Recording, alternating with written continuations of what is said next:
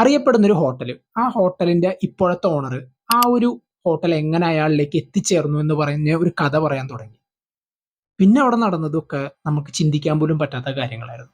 2014 റിലീസായിട്ടുള്ള the grand Budapest hotel എന്ന് പറഞ്ഞ പടത്തിന്റെ ഒരു സ്റ്റോറി ലൈൻ ആണിത്. വെസ് ആൻഡേഴ്സൺ ഈ പടത്തിന്റെ ഡയറക്ടർ.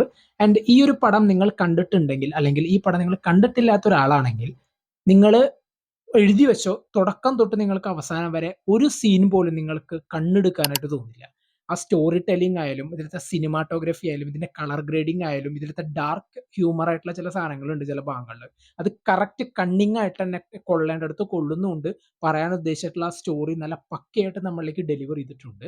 ആൻഡ് ആ ഒരു ഫ്ലോ, നമുക്ക് ആ ഒരു പടം തുടങ്ങി അവസാനം വരെ ആ ഹോട്ടലുമായി ബന്ധപ്പെട്ട് എങ്ങനെയാണ് അതിന്റെ ഒരു ഒറിജിൻ, അതെങ്ങനെയാണ് ഇയാളിലേക്ക് എത്തിയത്, അതിന്റെ മുമ്പത്തെ ഓണേഴ്സ് ആരൊക്കെയായിരുന്നു, അതിനിടയ്ക്ക് എന്തൊക്കെ സംഭവിച്ചു, ഇങ്ങനെയുള്ള കാര്യങ്ങളൊക്കെ ഒരു 2-2.5 മണിക്കൂറോളം നല്ലൊരു ഫ്ലോയില് പറഞ്ഞു പോകാന്ന് വെച്ചാൽ എളുപ്പമുള്ള ഒരു കാര്യമല്ല.